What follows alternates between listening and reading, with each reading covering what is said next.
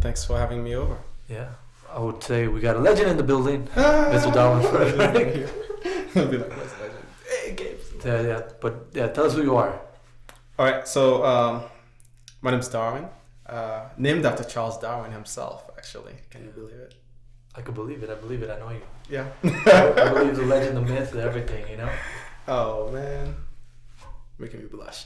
But yeah, named after Charles Darwin, and what else do you want to know? I want to know everything, but let's start off first off how you and I met. All right. How did that come to be? Right. I was living with the third wheel of our trio. Of our trio, right? It's funny. I mean, go ahead. I will come back to that, but the third trio thing, it's something that you always emphasize. So it's it says a lot. Like you always include the three of us. That's one being Rob. That's not here, but you always make time to fit him in to strangers. It's it's the funniest thing. But continue. So I always like to include that, right? So I used to live with Rob. We were roommates back in the IE, and then shout out to the IE, right? And then I used to travel quite a lot. Usually, I would say it's a way to relieve pressure from work and all that. So I would just escape to wherever. Often I found myself ending up in Europe as the flights were relatively cheap back then. We had a lot of economical airlines, WOW Airline, Icelandic Airline. Wow. So we used to get some pretty cheap flights over to Europe. So I used to go regularly. And then one day Rob asked, wait, where are you off to all this time, right? So I explained to him, it's Europe. And then he was like, okay, next time I'm going. Yeah. And then we started traveling together, and he then introduced to you. Yeah, I mean, he talked about you for a long time, you know. Yeah, and then he finally got to meet you. But the funniest thing about meeting you was we met at an airport. Yeah, we met in passing. Yeah. So Rob was like, yeah, let's we're traveling, and then he was like, oh, by the way, I'm bringing a friend. And then we met at the airport on our way to Europe. You're so different from, I mean, they say don't judge a book by its cover. And I didn't expect you to be who you are. Though, I mean, not to say the way you look. Gotcha. But it's just, you come off differently than who you actually are. So what exactly do you mean by that? I don't know. I think at first, you didn't come off intimidating, but you're a confident person, I could say. So, but you're down to earth. You're caring. Right.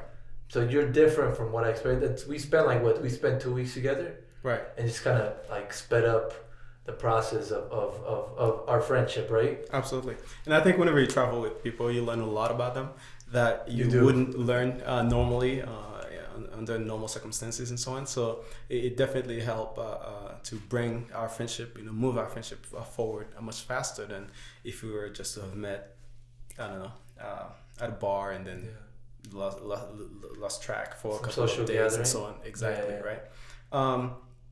And I have to mention that it's not the first time I've heard that.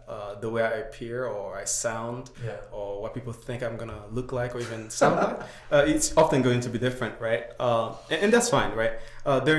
It's not anything to, it's not weird. It's not something, that anyone's at fault for or anything like that, right? The human brain, the way it works, of course, is there's always going to be a level of assumptions that is made. I know people will say don't judge a book by its cover, but we use a lot of covers. We develop a lot of covers. I mean, the brain uses a lot of context, shortcuts. Shortcuts exactly to get a better picture. I mean, could you imagine you meeting someone and you have to start from zero as if you've never met a human being before, right? That's a lot of work. Right, let me touch you. That's a lot of work, right? So the brain will use past experiences, memories, on meeting people, on meeting types of people that look a certain way as well, to efficiently arrive at a conclusion that, okay, you're like those other folks We got it. Let's move on. Instead of, oh my God, let's study every single thing, or let's learn every single thing about you. That is very energy intensive, and the brain is heavily focused on efficiency and saving energy, right? So if we can just find a person that looks like this group of people that we already know about, then we'll just the brain will automatically merge them together and put them under the same umbrella, pretty much. Yeah. That's true. It's like there's this book, I don't recall the name of it, but it talks about how you meet the same 7 people in your life, and you're always just kind of, like you said, you're like, that reminds me of John, who I know. Exactly. And that's building connections, and that's I don't know why we're talking about the brain, but ultimately that's all it's about, right? Building connections. So if the brain has in storage, it has memories of a certain type of people, and then you a new face, for instance, then reminds pretty much it triggers those connections, those memories, and those connections strengthens, right? So yeah, that's how. I mean, it's kind of like a fight or flight type of thing where it's like, if I know someone that's similar to you, I'm like, I gotta run, or whether based on the past experience, it's like, damn. Exactly. But but I know you're pretty interesting, because like when I met you, right, you have a slight of an accent, but I couldn't tell. And then I remember, I think you speaking French, and I'm like, that doesn't sound like a French accent. So it's like trying to pinpoint where is he from, and then finally coming to the conclusion that it's like, I'm not even gonna try to guess where he's from. And then, but you have interesting. Can you, just for like the sakes of this podcast, tell us just some of I mean, where you're from. I know you're from an island, connected to an island, connected to another island. Anyone who's hearing this now, it's like, it's an inside joke, so you have to understand. But please tell us where you're from and your upbringing. It's pretty interesting. Absolutely, right. And I must say, so I've been in the States since 2014. That's when I moved. I was in 9th grade in high school, I believe. You're 2014? 2004? 2014. 14? No, wait. No, 2004. Because 2007. We're the same age. Yeah. So I'm like, are you younger than I thought you were? Nah, 2007. What are you telling me, man? No, so it takes out, right? 2007, that's when I moved to the States. It's been 14 years. I confuse those two. Damn, it's been a minute. It's been, yeah. So no, I was born in Haiti, on Tortuga Island, to be more specific. Tortuga. So that's an island that's connected to the other island. Yeah, Haiti itself is an island. The whole country is an island. Of course, Haiti on one side, Dominican Republic on the other side, and there are a bunch of smaller islands all around it. And if you go up on the northernmost part of Haiti, there is a smaller island there, Tortuga, with histories of pirates and all that good stuff. I think a couple of movies. Do you know what Tortuga means? Reference that. Yeah, like a turtle thing. Turtle. And honestly, it's named after its shape. If you look at it on a map, it does look like this turtle thing. So I think people would just look at it and be like, yeah, turtle. Very, very creative naming right there. So yeah, so I grew up there up until I was about 10 years old, I believe, and then moved to Port-au-Prince, the capital city, and then lived there for a couple of years, then migrated to the US. So I moved when I was in 9th grade. That was an interesting move at 14 years old. I remember sitting in class, having absolutely no idea what was happening, right? The only class that I actually understood was mathematics, because numbers. Yeah. And surprisingly, I got an A in that class. Like, yeah, that was very interesting. And math used to be my favorite subject as well. But, sitting in the classroom, and it was just a bunch of noise. People were talking, meant something. At that point, you already spoke what? You spoke Creole and you spoke French? Correct. The two official languages of Haiti. Like the two non-languages that almost nobody speaks in America. Pretty much. And you spoke them. At least where we moved to, when I moved to the States, there wasn't really such a large... you moved to Florida, right? Florida, but not Central Florida, not South Florida, right? South Florida, of course, you would have had a much larger population of French speakers or Haitian speakers, but or Creole speakers rather. Oh my God, I'm becoming people that are like, you speak Haitian? That's not a language, but thank you.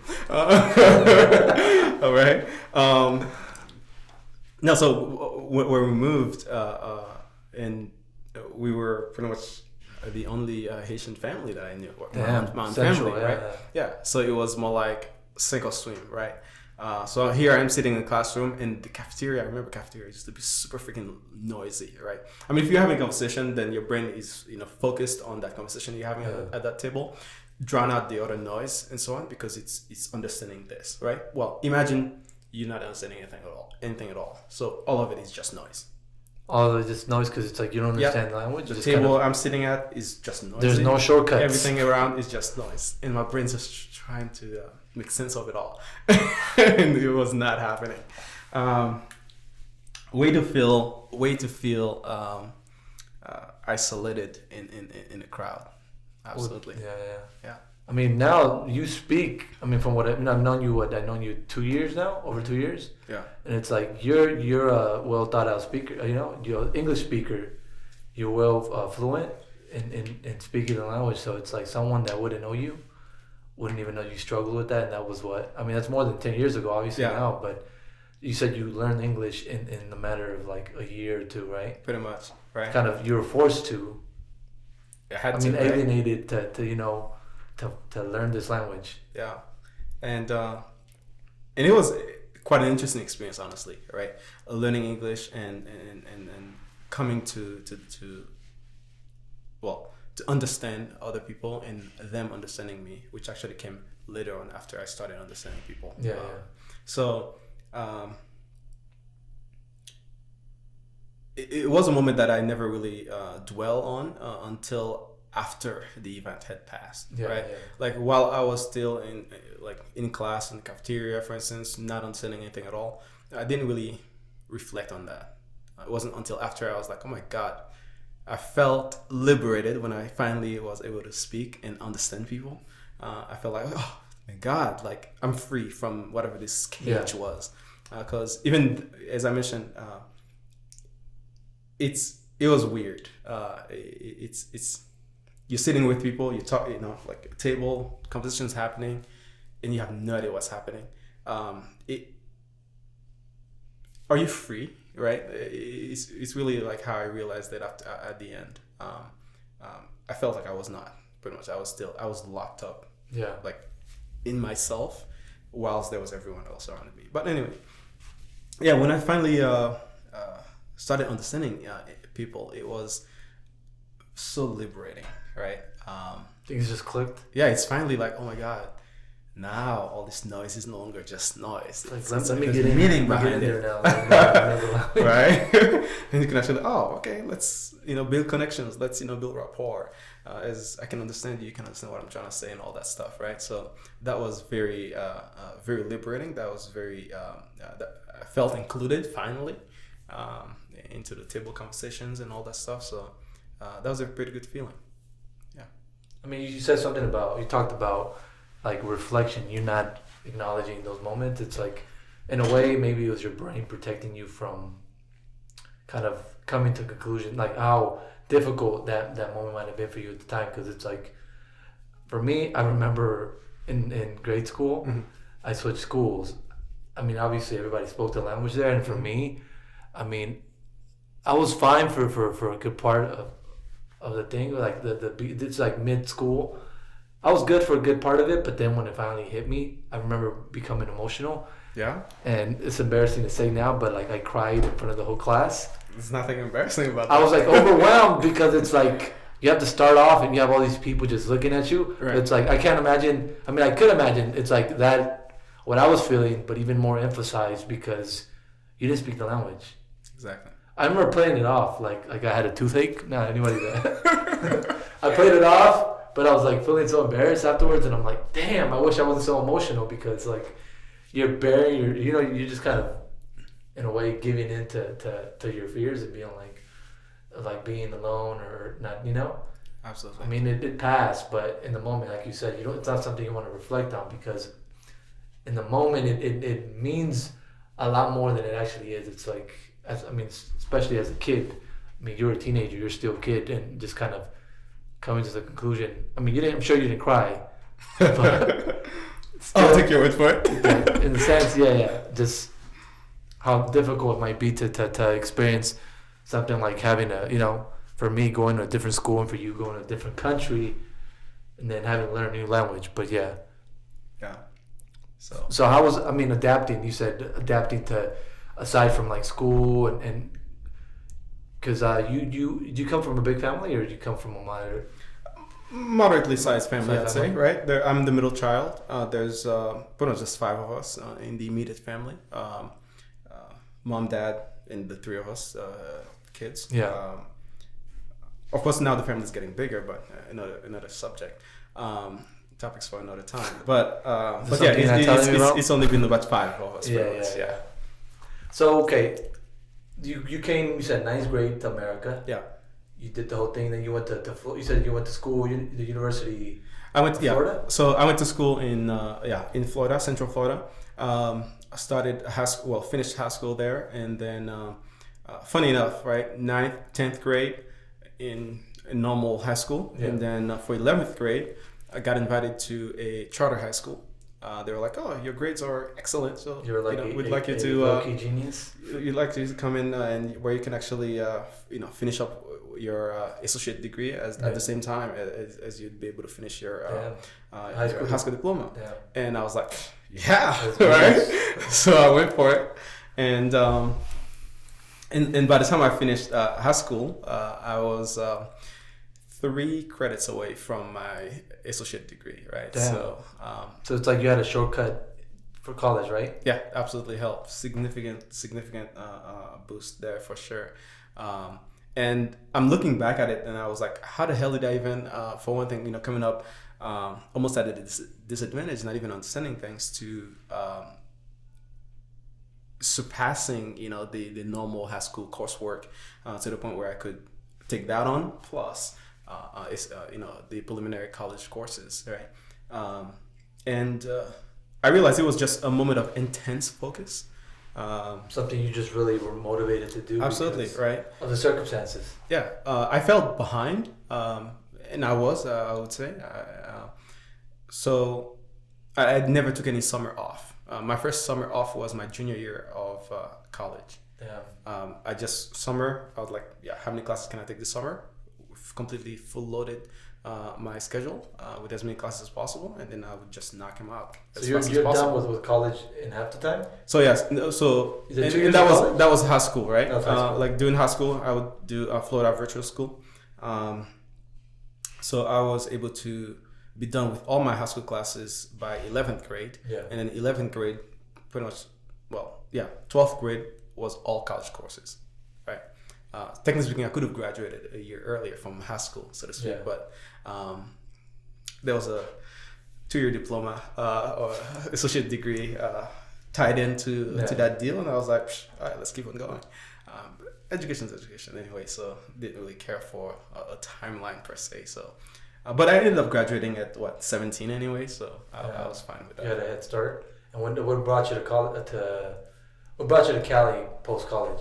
Post college, I started applying to jobs in the engineering field. I studied electrical engineering, and that was end of 2014, going into 2015, and let's just say that I was a bit impatient after applying to companies. I would apply and then be like, they haven't called back. It's been 2 minutes. So I then immediately started to expand my search. Yeah. And I think a lot of it also had to do with a sense of self-worth. By that time, after graduation, I moved back with my parents, and it was not a good feeling, right? I felt like a burden. I did have like a summer job, but that was just enough only to pay for my car back then. And so quite honestly, I felt useless around the house, and so I needed a job like as soon as possible. Yeah. I was really like, let's make this happen, right? So after applying to a couple of engineering jobs, I started to expand my search, right? First outside of the geographical area, outside of Florida, to really the entire United States, and then outside of my field, because I just wanted to get something going instead of waiting. I absolutely hate waiting. So then I started looking outside of engineering for jobs and into management, into anything really. Then I found this company. They were hiring managers, and they're like, "Oh, sure, you don't need to have any manager experience. We'll train you. You just needed a college degree to to get started, and the disposition to learn and all that." And I was like, "Let's do this, right?" And then they paid for my relocation over to California. Damn. Worked out. Gave you a reason to move somewhere else. Yeah, that was October 2015, and luckily I was geographically flexible enough to be willing to move anywhere. So it all clicked in.